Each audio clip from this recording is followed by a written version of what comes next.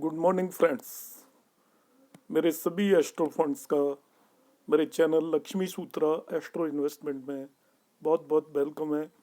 आज मैं एक बहुत ही इम्पोर्टेंट टॉपिक लेकर आया हूँ, गुलिका। तो यहाँ पर मैं गुलिका को 2 पार्ट्स में डिवाइड करके एक्सप्लेन करूँगा। पहले पार्ट में मैं आपको बताऊँगा कि गुलिका हम कैसे कैलकुलेट करते हैं। गुलिका के बारे में एक छोटी सी चीज़ बता देता हूँ कि ये सैटर्न का उपग्रह है। सभी प्लैनेट्स के उपग्रह होते हैं और ये उपग्रह एक मैथमेटिकली कैलकुलेटेड सेंसिटिव पॉइंट्स होते हैं, वो मैं कैलकुलेट करना आपको बताने वाला हूँ। एज पर पुराणास में इसके बारे में दिया हुआ है, Gulika is the son of the Saturn. इसको मंडी भी बोलते हैं। In astrology it is a calculative point of zodiac. Zodiac के अंदर कहाँ पर आएगा, कैलकुलेट इसको मैथमेटिकली करते हैं। एंड गुलिका is considered very malefic in nature, अशुभ होता है। तो हम विदाउट टेकिंग एनी टाइम मैं यहाँ पर आपको इसका कैलकुलेशन बताता हूँ, गुलिका का किस तरीके से हम कैलकुलेट करते हैं। ड्यूरिंग डे टाइम इसका कैलकुलेशन का अलग तरीका है, ड्यूरिंग नाइट टाइम इसके कैलकुलेशन का अलग तरीका है। तो डे टाइम में कैलकुलेट करने के लिए हम सबसे पहले दिनमान कैलकुलेट करेंगे। दिनमान क्या होता है? दिनमान होता है किसी भी जगह पर जहाँ पर का भी बर्थ है, आप पंचांग से उसका उस दिन के सनसेट का टाइम निकालेंगे, टाइम ऑफ सनसेट, और उसी दिन का आप टाइम निकाल लेंगे सनराइज कब हुआ है। तो सनसेट और सनराइज के टाइम के डिफरेंस को दिनमान बोलते हैं। अब मैंने जब कैलकुलेट किया है, उस दिन सनसेट का टाइम है, ये 13 जनवरी दिल्ली का कैलकुलेट किया हुआ है 17:10, मतलब इवनिंग में 5:10, और सनराइज हुआ था सुबह 6:30 पर। Sunrise is in morning at 6:30। इन दोनों का डिफरेंस आप कैलकुलेट करेंगे। तो पहला स्टेप है, हम दिनमान निकालेंगे। तो इजी है, सनसेट के टाइम में से सनराइज के टाइम को सब्ट्रैक्ट कर दिया मैंने, इसको ऐसे ही एक्स लेट कर लिया है। अब आप इस दिनमान को 8 से डिवाइड कर दीजिए, डिवाइड इट बाई 8। तो 10 आवर 40 मिनट्स को मैंने 8 से डिवाइड किया, तो कैलकुलेट करने पे 1 आवर 20 मिनट आ गया। तो ये आपका 1 आवर 20 मिनट आ जाएगा। अब क्या होगा कि यदि आपने डे के अंदर कैलकुलेट करना है, तो हमने सनराइज और सनसेट के बीच के टाइम को 8 पार्ट्स में डिवाइड कर देना है। ये यहाँ पे सनराइज शुरू हुआ, ये यहाँ पे सनसेट शुरू हुआ। तो आप देखिएगा मैंने इस तरीके से 8 लाइंस ड्रॉ की हुई हैं। We'll divide it into 8 equal parts. अब 8 इक्वल पार्ट्स में हमें क्या करना है, जो मैंने 8 पोर्शन ये कैलकुलेट किया था, सनराइज हुआ है आपका 6:30 है, नोट किया। इसमें मैंने 1 आवर 20 मिनट्स को ऐड किया है, तो ये 7:50 हो गया। फिर 1 आवर 20 मिनट्स को ऐड किया है, ये 9:10 हो गया। फिर 1 आवर 20 मिनट्स को ऐड किया है, ये 10:30 हो गया। फिर 1 आवर 20 मिनट्स को ऐड किया 11:50, 1 आवर 20 मिनट को ऐड किया 13:10, 1 आवर 20 मिनट्स को ऐड किया 14:30, एंड 1 आवर 20 मिनट्स को ऐड किया 15:50, और फिर ऐड करने पे आपको सन सेट का टाइम आ जाएगा।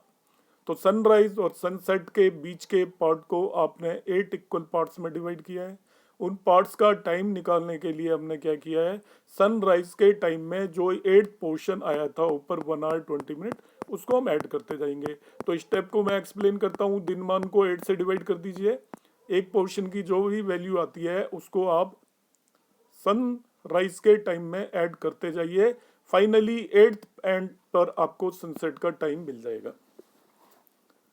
अब ऐसा करने के बाद हमें दिन में कुछ और रूल अप्लाई करना होता है, ड्यूरिंग डे, ड्यूरिंग नाइट कुछ और रूल अप्लाई करना होता है। तो ड्यूरिंग डे यदि आपको कैलकुलेट करना है गुलिका, तो हम यहाँ पे क्या करेंगे, एंड ऑफ फर्स्ट पार्ट, पहले पार्ट का एंड, जैसे ये एंड ऑफ फर्स्ट पार्ट है, it belongs to lord of the day. Lord of the day का मतलब है, सपोज आज मंडे है, तो फर्स्ट पार्ट मंडे को बिलोंग करेगा। और इसके बाद हम साइक्लिक ऑर्डर में लिखते जाएंगे, सेकंड पार्ट ट्यूसडे को बिलोंग करेगा, थर्ड वेडनेसडे को, थर्सडे को, एंड सो ऑन। यदि आज मंडे में सपोज करता हूं कि suppose today if it is Wednesday, तो फर्स्ट पार्ट वेडनेसडे को बिलोंग करेगा। एंड ऑफ फर्स्ट पार्ट, ये यहाँ पे मैं मेंशन किया हुआ है, end of first part belongs to lord of the day. Lord of the day मतलब हर एक दिन का लॉर्ड है।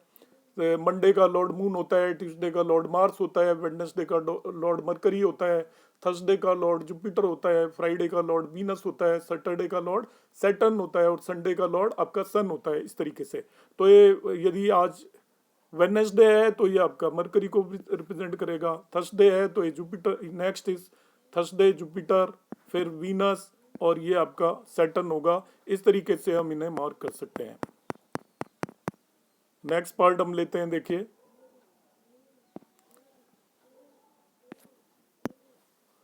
ये मैंने ऑल 7 डेज के कौन कौन से आपके उपग्रह हैं, उनके लॉर्ड कौन है, ये यहाँ पे मेंशन किया हुआ है। यदि मंडे है तो उसका लॉर्ड मून होता है और मंडे के उपग्रह को परिधि बोलते हैं। जो गुलकादी में मंडे के उपग्रह को परिधि बोलते हैं, तो मंडे का उपग्रह परिधि है। इसको मैंने पीडी लिख दिया है। ट्यूसडे को का लॉर्ड मार्स होता है, उसका उपग्रह धूमा होता है। वेडनेसडे का लॉर्ड मरकरी होता है, उसका उपग्रह अर्ध प्रहरा होता है, इसको एपी लिखा हुआ है मैंने यहाँ पर। थर्सडे है, उसका आपका लॉर्ड जुपिटर होता है और उपग्रह को यमगंटका बोलते हैं। फ्राइडे का आपका लॉर्ड वीनस होता है, उसके उपग्रह को इंद्रचाप बोलते हैं। और सैटरडे का लॉर्ड सैटरडे का सैटर्न होता है और उसी के उपग्रह को जो हम निकाल रहे हैं गुलिका और मंडी बोलते हैं। तो गुलिका निकालने का मतलब हमने सैटर्न का उपग्रह किस जगह पे आएगा, किस डिग्री पे आएगा, वो कैलकुलेट करना है। और संडे के उपग्रह को काल बोलते हैं, काल वेला भी बोलते हैं कहीं कहीं। अब मैं फिर से इस क्वेश्चन को ले रहा हूं। Today it is 11 January 2022, day is Tuesday और आपको गुलिका निकालना है। So end of the first part is Dhuma. अभी मैंने पीछे कैलकुलेट किया था 630 से 8 पार्ट में डिवाइड किया था, याद कीजिए। अभी बैक पेज पे निकाला हुआ है, 8 पार्ट में यहाँ पर डिवाइड किया हुआ है, देखिए। तो ये 750 9 10 इसको मैंने अलग से यहाँ पर सेम ही ड्रॉ किया हुआ है। तो अब मैंने कहा था कि पहला पार्ट किसको बिलोंग करता है, Lord of the day. Lord of the day आज ट्यूसडे है तो ये ट्यूसडे हो गया, अगला वेडनेसडे हो गया, फिर थर्सडे हो गया, फ्राइडे हो गया, सैटरडे हो गया। और सैटरडे का जो भी उपग्रह होता है उसको हम गुलिका बोलते हैं। सैटरडे के उपग्रह को गुलिका बोलते हैं। तो मैंने एंड ऑफ फर्स्ट डे निकाला, तो यहाँ पे जो उपग्रह लाई कर रहा होगा एट 750 वो होगा धूमा, क्योंकि ट्यूसडे का उपग्रह है। ट्यूसडे का उपग्रह मैंने यहाँ पे बताया हुआ, इट इज धूमा। 9-10 पे जो उपग्रह होगा वो होगा आपका अर्ध प्रेरा मरकरी का। इसके बाद 10:30 पे थर्सडे आ गया। थर्सडे का लॉर्ड जुपिटर है, उसका उपग्रह यमगंट का होगा। फिर इसमें आपने 1 आवर 20 मिनट ऐड किए, 11:50 आ गया आपका। 11:50 पे जो उपग्रह होगा वो आपका इंद्रचाप होगा। इसके बाद 13:10 पे इसके बाद आपका सैटरडे आता है, तो सैटरडे के उपग्रह को गुलिका बोलेंगे। तो हमें ये पता चल गया गुलिका विल लाई फ्रॉम 11:50 टू 13:10 गुलिका होगा। इसमें एंड ऑफ द पीरियड का जो टाइम होता है 13:10, it is the position of the timings of the गुलिका, कि दिन के 13:10 पे आपका गुलिका होगा। अब इसको आपने चार्ट में रखना है, इसका लॉन्गिट्यूड कैलकुलेट करना है। वो हम कैसे कैलकुलेट करेंगे, यदि आपसे गुलिका का टाइम पूछता है तो गुलिका एट 11:30, और इंटरवल पूछता है तो वो 11:50 से लेके, वो सॉरी 11 नॉट 11:30, 13:10, और इंटरवल पूछता है तो वो आपका होगा from 11:50 to 13:10। This the first section, this the second section, this the third section, this the fourth, and ये फिफ्थ सेक्शन में लाई करेगा। इसमें एक चीज और बता देता हूं मैं, जो 8 सेक्शन होता है वो किसी को भी अलोकेटेड नहीं होता, निरीश बोलते हैं इसको।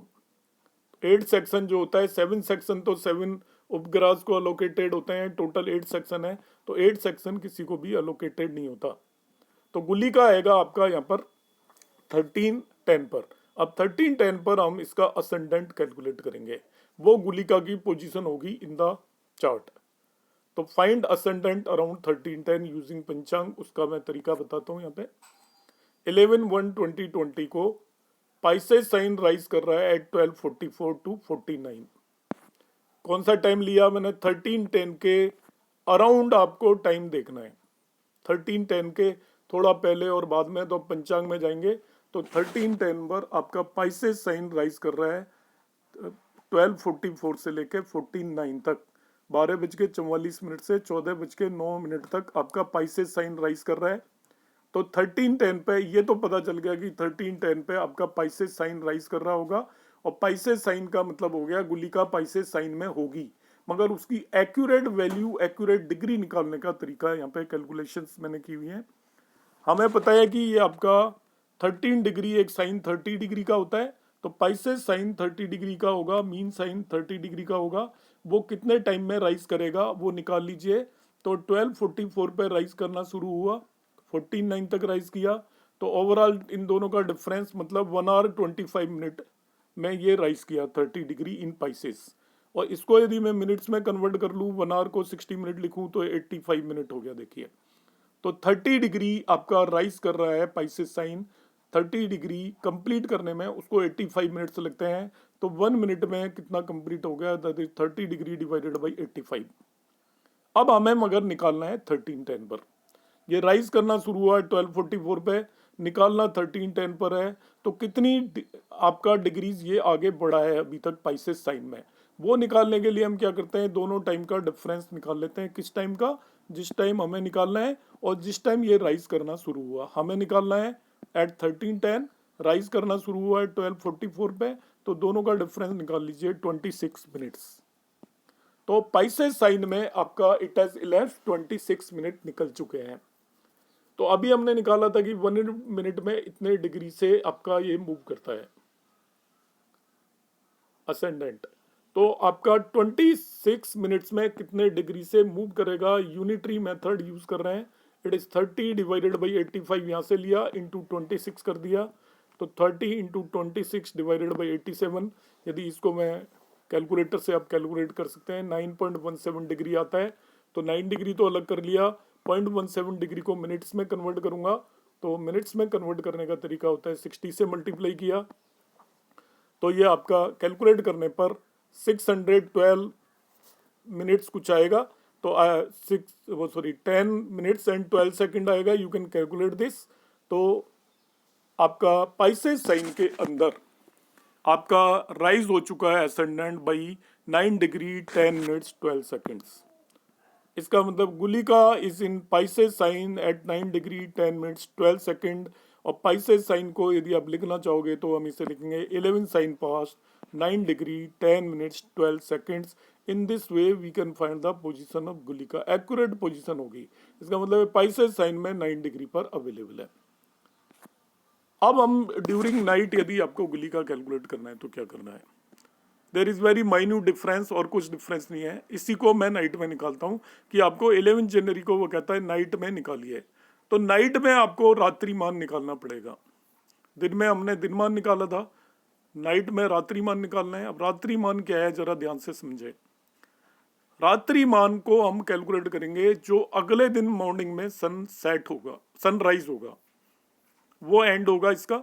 और आज जो इवनिंग में सन सेट हुआ है वो इसकी बिगिनिंग होगी। तो रात्रिमान हम कैलकुलेट करेंगे time of sunrise next day, उसमें से टाइम ऑफ सनसेट टुडे। तो कल सुबह मॉर्निंग में आपका सपोज सनराइज 12 तारीख को जो हुआ है, मैं 11 तारीख की नाइट का गुलिका निकाल रहा हूँ। तो 12 तारीख को मॉर्निंग में जो आपका सनराइज हुआ है वो हुआ है 6:30 AM पर।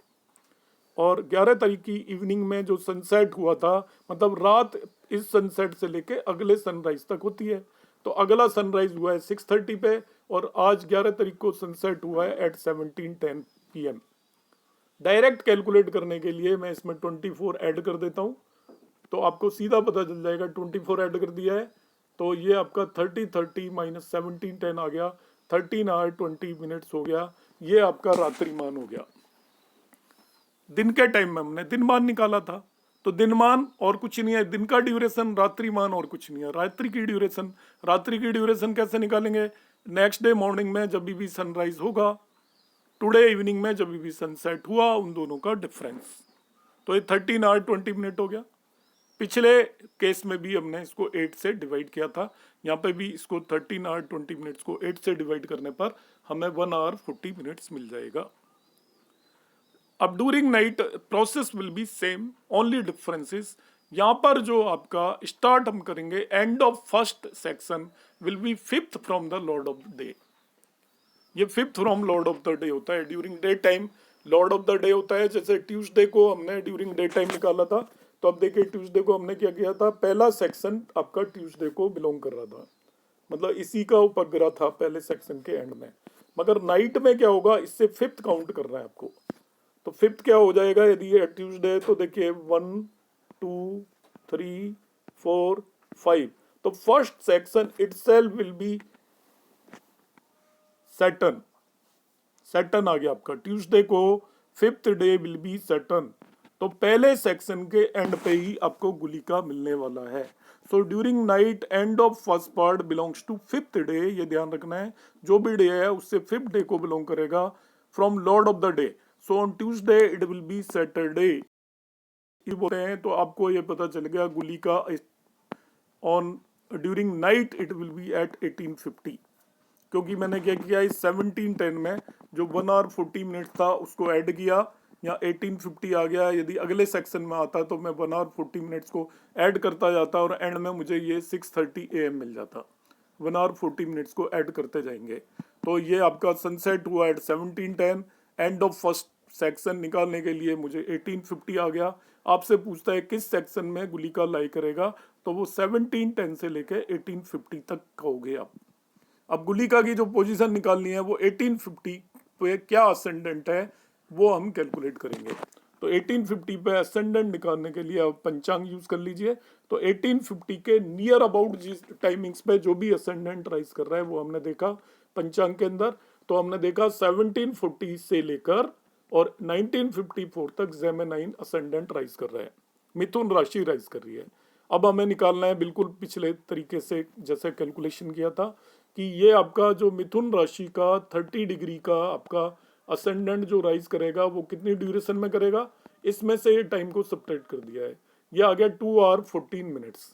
तो 2 आवर का मतलब हो गया 120 मिनट्स, उसमें 14 ऐड किया, 134 मिनट में 30 डिग्री राइज कर रहा है।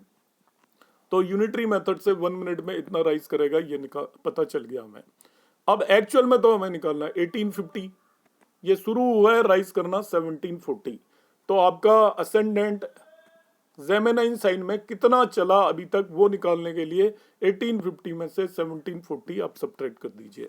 तो ये हो गया 1 आवर 10 मिनट्स, मतलब 70 मिनट तक चल चुका है। हमें पहले से ही पता है कि असेंडेंट किस स्पीड से जा रहा है, 1 मिनट में इतने डिग्री मूव करता है, तो 70 मिनट में कितने डिग्री मूव करेगा इसको मल्टीप्लाई कर लीजिए, 30 इंटू 70 डिवाइडेड बाई 134, और इसको मिनट्स और सेकंड में हम कन्वर्ट कर लेंगे तो it will come 15 degree 40 minutes 12 seconds. So Gulika यहाँ पे हो जाएगा आपका जेमिनाइन साइन में 15 डिग्री 40 मिनट्स 12 सेकंड्स। तो जेमिनाइन साइन में है, इसका मतलब 2 साइन पास्ट, इस चीज को ध्यान रखेंगे। थर्ड साइन में जब भी वो होगा तो 2 sign past 15 degree 40 minutes 12 second. तो this will be the position of Gulika. तो आई होप आप लोगों को गुलिका निकालना अच्छे से क्लियर हो गया होगा।